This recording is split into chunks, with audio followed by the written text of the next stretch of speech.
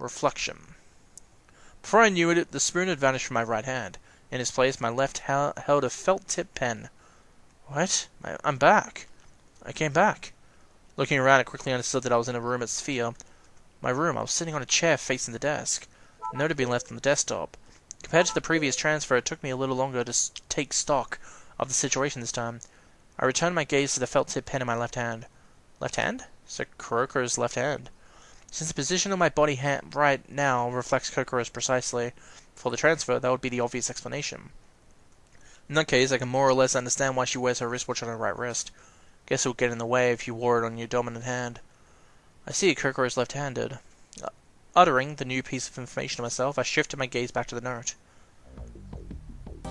Transfer happened at 1:07 p.m. Below, it was some kind of unidentifiable scroll. Were those letters or a picture or some sort of code? I couldn't tell. I titled the member diagonally, then tried holding it up to the light, but I couldn't decipher it. What is this? No way. A drawing? To be fair, it wasn't completely impossible to see it was a drawing. But if that were the case, it would mean that Fuyukawa Cocoro's drawing skills were bad enough to actually frighten people. Whoa! That's mean. Or possibly that she tried to reproduce an earlier 20th century abstract painting of some sort. Unintelligible, incomprehensible. If I were forced against my will to try to see some kind of meaning into it, like a Rorschach test, yeah, I know what that is. It's basically a very complex drawing and you're trying to see what it looks like, of some sort. A Daruma whose body is swollen to grotesque proportions due to the abuse of steroids undergoing a physical examination or something. Anyway, it was a strange picture that would have been hard to describe any other way. As I stared at it intently, I could almost feel my brain cells dying. I felt like I'm in danger of getting pulled into the Twilight Zone. I covered different parts of the drawing with the palm of my hand, shaking my head with increasingly violent time. Ugh, I took a deep breath. Wiping away the sweat cascading with my forehead, I decided to do something to lighten the mood. Transfer happened at 1:07. I concentrated on those words. It's exactly the same time I woke up during the last transfer. As I thought, our transfers take place simultaneously. Though that said, all we've gathered is the one time of data. With only that, you could just say it's as easily call it a mere coincidence. I can't deny the possibility that the transfer occurred while Cocoro and I were asleep either. Just in case, let's keep writing down the times of the transfers. Oh, I almost forgot. The time is... Took the wristwatch out of my pocket and snuck a quick look. 13:45. I think I spent around 4 or 5 minutes looking at the drawing-like thing. Right, let's say that this transfer occurred at 1:40. If we say that the perception of time is accurate and that there are no errors in my calculations, and the last transfer was at 1:07 and this one at 1:40, so I was in the shelter cabin for 33 minutes total. About 30 minutes. I decided to engrave this number deep into my memory as well. At any rate, I muttered as my eyes fell into the note again, the vertigo-inducing drawing and the message saying that the transfer happened at 1:07. Jeez, is that it? Not even a greeting or a self-introduction? Well, since we are in a state of emergency, those kinds of formal gestures certainly are trivial, but even if it was just one word, I would have appreciated it if she'd written some kind of reply. From just this, I don't even know if she actually got the message I left last time or not. What kind of woman is she? I mean, she is. What she's thinking now, how she feels. No, wait. There are only two things I asked her for. The first was to write a reply and the other was to check the time of the transfer for me. And in the note, the sentence "the transfer happened at 1:07" certainly qualifies as a reply. Basically, with just those 6 words, she precisely fulfilled my request. Moreover, she was even polite enough to add that drawing-like thing. By this, I can understand what she's like to a certain extent. She's mentally stable enough to be able to draw a picture. I don't get an impression of hostility from the picture, so at least it doesn't feel like she's hated me. If she meant for a sketch to calm me down, maybe she's even seeking to establish a friendly relationship. She has no future as not.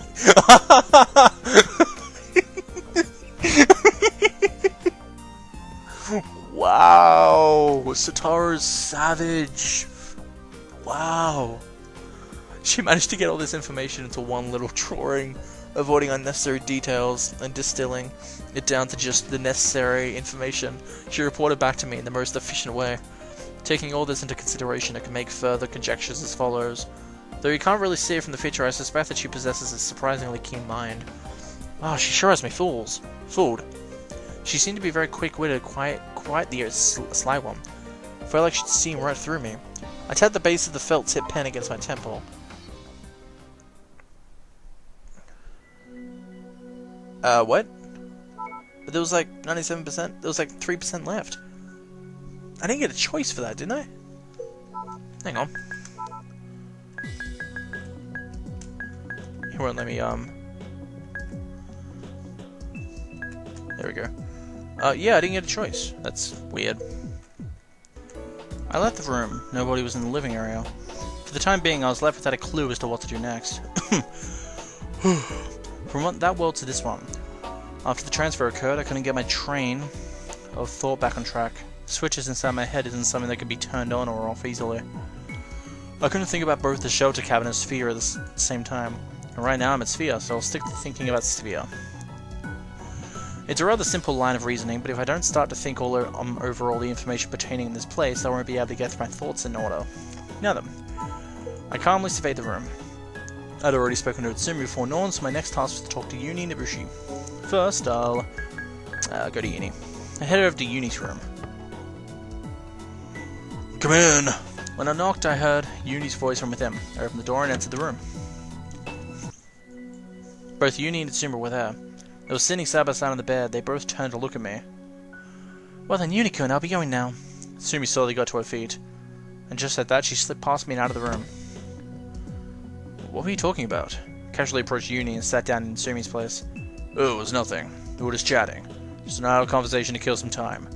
He sounded like he was evading my question. However, it probably wasn't anything worth dragging out. I see. I brushed the thought aside without letting it get to me. And then Uni... What have you come here for, Cocoro? He asked me with a meek little tilt of his head. Again, fed up, I answered him. Right now, I'm not Fuyukawa Cocoro. Can't you tell from the way I talk or act? Oh, I'm sorry. I spoke to you with Cocoro just a little moment ago. The Uni here, like it saw me, and the person at the shelter cabin was completely convinced that I had DID. It seemed like the obvious conclusion. Who could imagine that in reality I was stuck in a cycle of not only personality exchanges, but time jumps too. Even now, it still felt completely irrational. It sure is confusing, huh? Yeah, you said it. My shoulders slumped in utter resignation. Uni giggled quietly. It was the charming smile of an innocent child. The sight of it made my own facial muscles relax as well. And did you want something from me? Yeah, that's right, let's see. I searched both arms behind my head and put my feet up. The truth is, there's something I wanted to ask you. Something you wanted to ask me? What is it? Well, Uni, what were you doing around this time last year? Why do you want to know? Well, how should I put it? I'm just killing time. I never had anything to do, after all.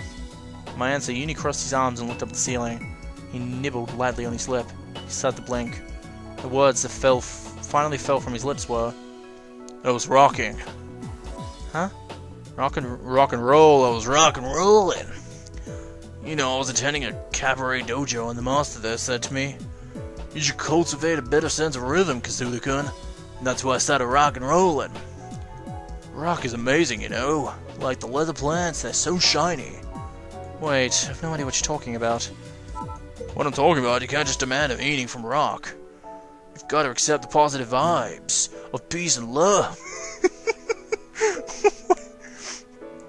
I was speechless for a moment. The vibes of peace and love were rocking my brain. I see. So you're rock and rolling around this time of year, right? Yep. Where were you doing it? In my room. Uni replied immediately. Your room, not in Mount Akikura? Akira, what's that, a mushroom? Mushroom's my favorite, you know. Not the slightest hint of shadow across the smiling face. He didn't seem to be lying. What did this mean? Uni must be in the shelter cabin in Mount Akikura around now in 2011. With that incomprehensible answer, did the shock of the accident cause him to go a little funny in the head? But still, are the Uni in Mount Akikura and the Uni here really different people? I stared fixedly at Uni's face. Its shape, features, eye color from hairstyle to the design of his glasses, everything about him was the same as the Uni from the shelter cabin. What is it? Do I have something on my face? Uni asked unnerved.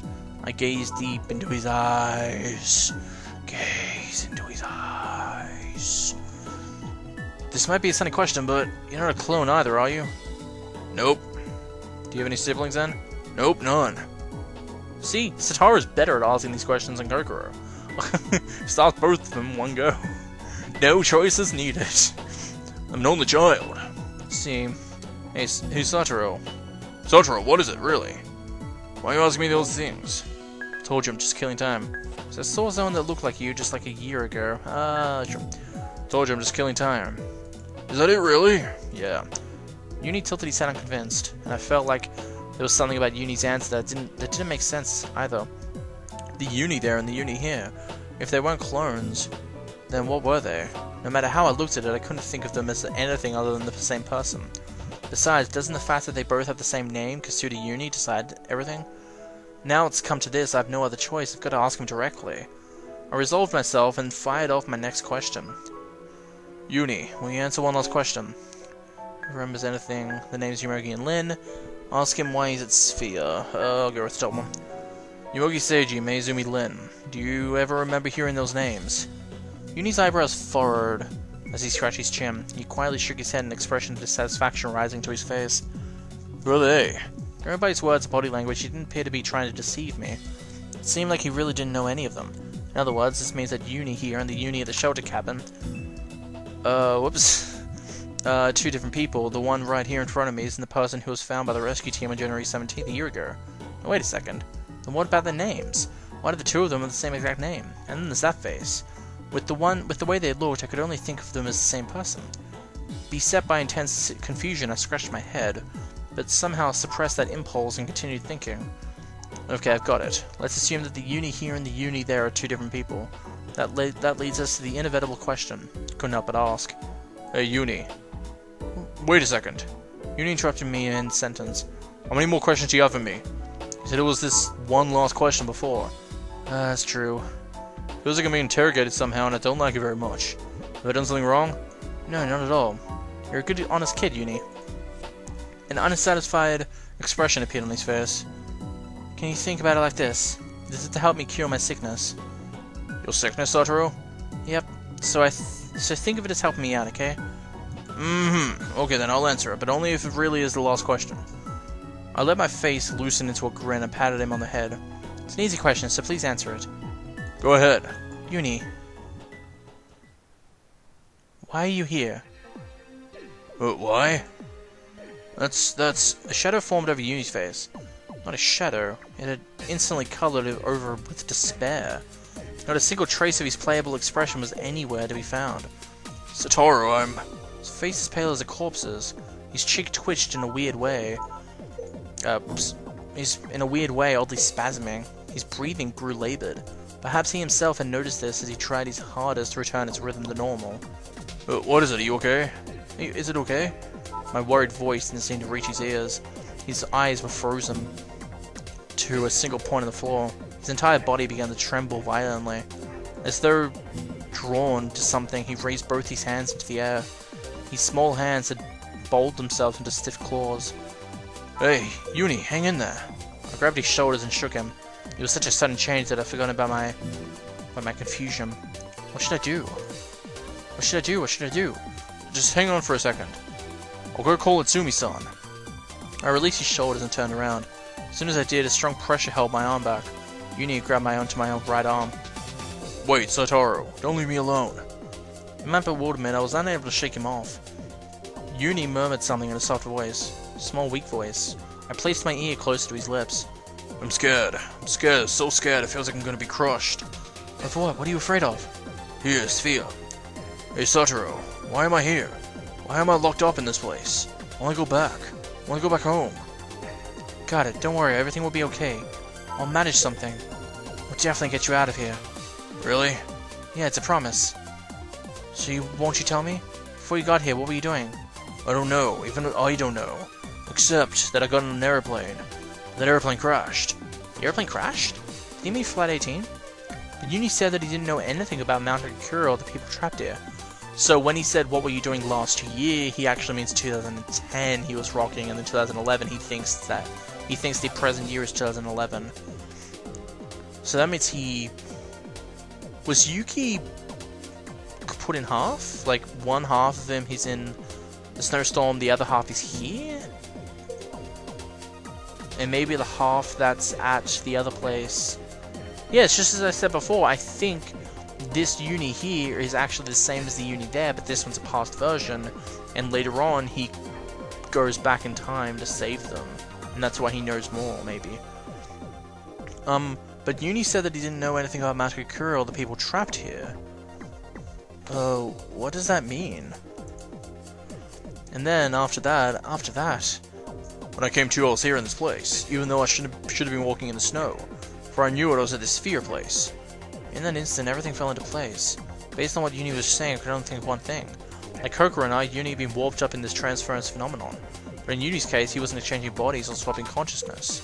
He was probably exchanging consciousnesses with his own body. Satoru, will you really get me out of here? Yeah, I promised, right? I'm a guy who keeps his promises no matter what. Satoru! Crying out in sorrow, Uni leaped into my arms. I gently held his small body close. Unaware, he continued to cry in my arms. The back I embraced as he cried felt so small. The nape of his neck and his shoulders seemed so frail, like they could break at any moment. He really was only a child, an innocent, pure, and easily hurt child. That living warmth felt so dear to me. I had to protect him. Feeling began to wall up inside me. His tears continued flowing unabated. I felt that I ought to be there for him until his tears dried up. Uni, who'd calmed down, was now resting on his own bed.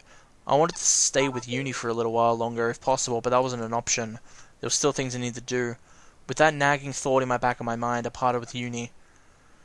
I've already decided where I was going to go next. I opened the door to the room. Entering, I saw Inabushi Kaiko sitting on top of the desk. She looked towards me, both her feet dangling in the air. "Who are you?" she said.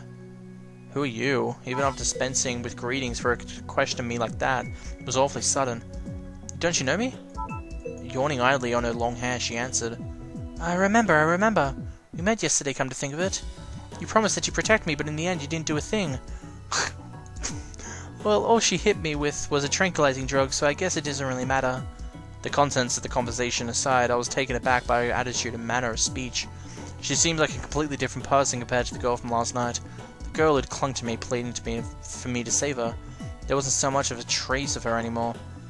And you are? Oh yeah, that reminds me, I didn't even comment on the fact that she was talking when she asked us to save her. I commented on it later on. Wow, that didn't even hit me. She asked. My mouth was frozen shut, I couldn't answer. "Hey, you're listening, right? You entered someone else's room without knocking. Moreover, this is pretty much our first meeting, yet you won't even introduce yourself. What's up with that? Isn't it pretty rude?" Bewildered thoughts began to whirl around my head. It's pretty much our first meeting, is what she said. Does that mean she hasn't met Fuyukawa Cocoro either? This is our first meeting, even including the times my body was being controlled by Cocoro. Is that how it is? "As if, just kidding," she said suddenly in a bright, playful voice. As it leapt from my mouth, she too jumped from the desk. Gliding smoothly across the floor, she drew towards me. After crouching down once, she suddenly took a great hop forward. On rising her face was now so close to mine that my breath fanned against her cheeks. Her arms held an impish spark.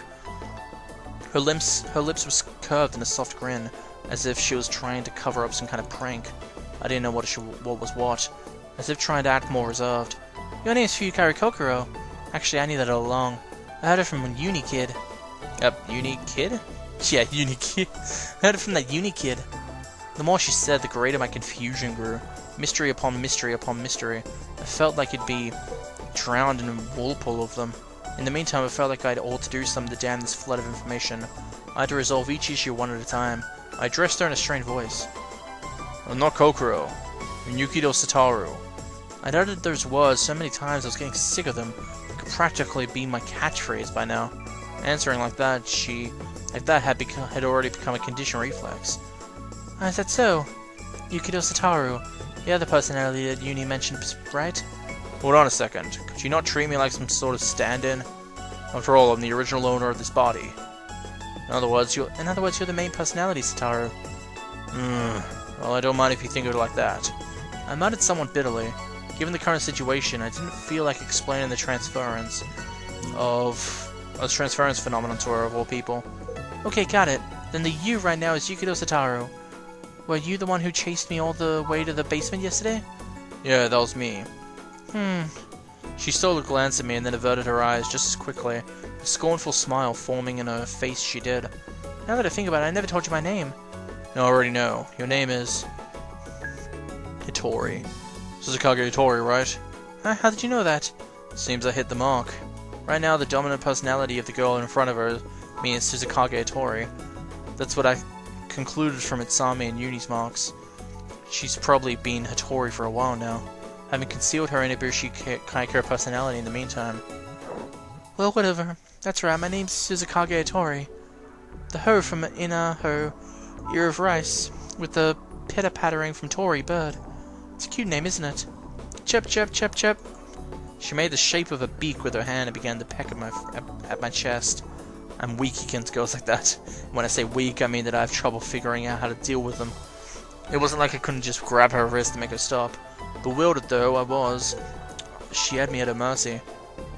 And what did you come here for, Satoru? She asked that while flapping her hand open and shut as if the beak was talking. Nothing, I just wanted to talk for a while. Now that I'd established that she really did suffer from DID, I knew what I wanted to ask her. But a new mystery had been born the moment I entered this room. I tried to put some of my doubts. Hey Tori, why did you just lie now? Lie? You acted like you didn't know my name, right? Oh, that I just wanted to tease you a little. Satoru, you may be talking all sensible right now, but you're actually not quite right in the head, are you? You got DVD, wasn't it? Yes, I play the best Blu-ray. DID, actually, dissociative identity disorder. That's it. You have the Yeah, I guess that's right. I hinted out with that since explaining in detail would have been too much of a hassle. That's why I was wondering how you'd react if I pretended not to know you. Just basic curiosity, I guess. That face, are you angry? No. Not really. You're lying, you're definitely angry, look at your face. No, don't be angry. I most deeply and sincerely apologize, I really do. She clapped her hands and digged her head in a curiosity bow. Unsurprisingly, I was having a hard time figuring out how to deal with her. I crossed my arms and looked out the window, but she still remained there with her head bowed. I get it. Enough, raise your head already. What, then you're gonna forgive me? Yeah. Really, you're not mad? Nope. Once I told her that, she spun around in delight, wearing a wide smile across her face. Yay, thank goodness! If she hated the thought of anyone disliking her so much, then she shouldn't have mocked me like that in the first place. I couldn't understand her demeanor. Afterwards, I presented her with 2 questions. It wasn't clear how much of what she said was the truth, though. Questions and answers were as follows. Question 1. Is it true that you heard my name from Uni? A. It's true indeed. Hotori, Inabushi Kaiko, and I had supposedly been in this facility for a while now. However, until she'd heard from Uni, Hotori didn't even know my name. Did that mean that Hotori personality hadn't surfaced until yesterday? At any rate, that means that when she said, this is pretty much our first meeting, it was the truth. Then have you ever met the Fuyukawa personality? Nope, she said. Her previous impression that I had DID was solely based on what Uni Natsumi had told her. In actuality, she had never spoken to Fuyukawa's consciousness herself. What did this mean? Did Kuroko purposely try to avoid Hotori? The above 2 points were the source of my confusion. Of course, I couldn't take everything Hotori said to be the absolute truth. Anyway, let me repeat myself. Don't trust anything anyone says here. I remembered the words Mitsumi said yesterday. But then what was she saying that I should believe? A skeptic must also doubt skepticism itself. I can't say that it's very constructive though I'd still leave myself a little room for doubt. I decided to accept everything Hotori said. I have a feeling the one that does the Hotori that doesn't talk is Kaiko, or whatever the killer one is. Or it could just be one of the other 12, but I doubt that. Is that everything? Yes, for now. Okay, then would you do something for me? What? Come here for a sec. Without warning, Hotori had taken my arm. With a firm hold on me, she pulled me further into the room. Completely helpless, I stumbled as she led me. The bear, stopping in front of me, she turned to face me. What? What are you doing? Hush! As I stood there confused, she proceeded to wrap her arms around my neck. She drew our bodies right up against each other. Situation is...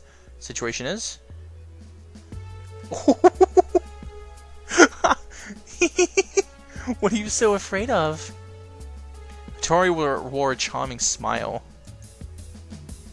Her hand began to softly stroke my hair. What do you want? Don't you know? I swallowed my saliva with a gulp. I rather tried to swallow, but the inside of my mouth was burned dry. It's nothing big. It's easy. It'll be over really quick. But if you feel like going on for longer, you can do it for as long as you want. Till tomorrow morning. Okay? Her pupils shimmered licentiously, as did her voice, her hands, her lips. What are you trying to say? I squeaked out, my voice cracking.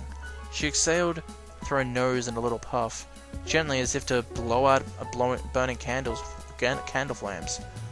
Even that breath had a courtish air. I'm not trying to say anything. I'm not trying to say anything. You don't have to say anything either. You can do it without a word, and I want you to. She whispered in my ear. A sweet scent rose from her body. It was a mellow fragrance, potent enough to make me dizzy. She was destroying my reason with a simple aroma. It didn't feel like I could contain the impulses rising up from neither regions any longer. Okay, you'll do it, won't you?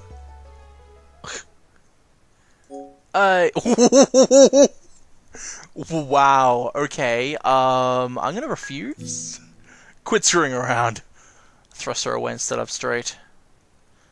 I don't know what's running through your head, but you'd better stop playing with me. If you believe that all men are easy to manipulate, you've got another thing coming. The Early's not that kind of guy. Not the kind of guy who'd fool around with just anyone. On the bed, lying face up after I snapped at her. Hee hee. Yeah. Suddenly laughed out loud. My stomach hurts. It hurts. She writhed with laughter on the bed. Maybe she's the psycho one. I was absolutely dumbstruck. I'm gonna die laughing. If you believe that all men are easy to manipulate, you've got another thing coming. Stupid, too stupid. What? Just what are you thinking about, honestly? Lamaze. What? Lamaze. I left her rolling around on the bed. Tori's behavior today, perhaps she purposely treated me with scorn, but for some reason I wasn't angry at all. Rather, I felt sorry for her. She's mentally ill. At first glance, she appeared to be just an ordinary selfish girl, but it wasn't as simple as that. As I watched her make fun of others, only to fall down laughing at the hilarity of it, I could see through her facade to the deep-rooted sickness it did. She's a Hotori. Would I be able to save her? I couldn't stop thinking that. Time passed. Soon it was 4 p.m. I'd returned to my room to throw myself down on the bed, deep in thought.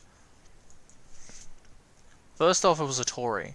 It was a problem that couldn't be resolved, no matter how much I thought about it. Flipping the switch, I turned my focus to the transference phenomenon. There was a clue that could be the key to unfolding it, and that was Uni's existence. I thought about Uni. Uni had gotten caught up in the transference phenomenon too. Same as Cocoro and I, however he differed from us in one aspect. Uni's consciousness had only transferred once. If you compare the speech and behavior of the two Unis of the shelter cabin and sphere, that much was evident. In terms of personality, the Uni at sphere was constantly the Uni here, and the Uni at the shelter cabin's Uni was also the Uni there. In terms of location, the behavior of the two had always been highly consistent. In other words, it's like this. The Uni at sphere at the very moment, the one who had originally dwelt in the body, has the consciousness of the Uni of the shelter cabin. And as for the Uni in the shelter cabin, the one who's supposed to be dwelling inside that body has the consciousness of the Uni at sphere. Their consciousness has been switched in their transfer. Put it more simply, he had only experienced the time jump, as well as a spatial one. The Uni at sphere was only a year older than the Uni at the shelter cabin. Not only their height probably differed, as well as the makeup of a large portion of their cells, but in terms of genes they were the same individual. That's why regarding Uni, it would probably be okay to omit the personality exchange phenomenon concept. It may actually be a personality exchange, but because the two possess the same DNA, it wouldn't be too difficult to consider it only a time jump. Well then, that's the question. The problem became, why did Uni's body exist here at Sphere in the first place, after all? Of course, nothing will come of it, even if I were to ask the Uni here. He's the Uni of 2011. Because he's nothing but a victim who had the misfortune of getting caught up in the transference phenomenon. Consequently, the one who should be the target of this question is the Uni over there. Uni of 2012, the one who was at Mount Cocoro of 2011. Now that I think about it, it certainly did feel like his behavior was kind of suspicious. If he was the Uni of 2012, then why did he act so calmly accept the time jump? Moreover, he'd been behaving as if he were the Uni of 2011. He was most likely deceiving us. guy definitely knows something. That's what I thought. I should try asking him directly the next time I transfer.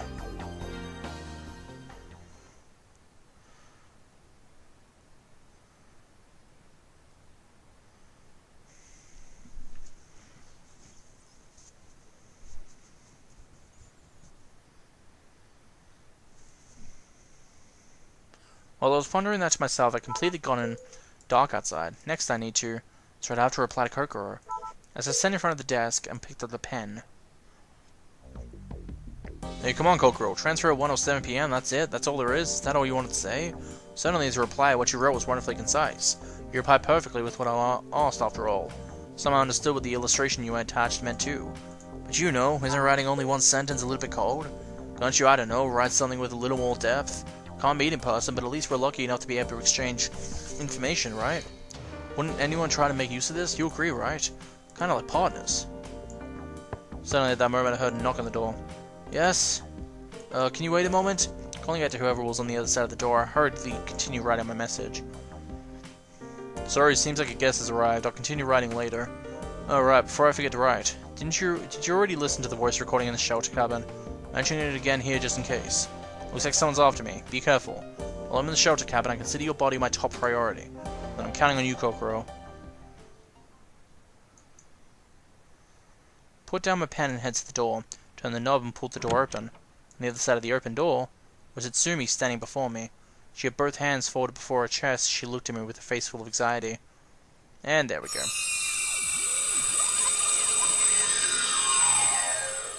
So the guest was Itsumi. Okay.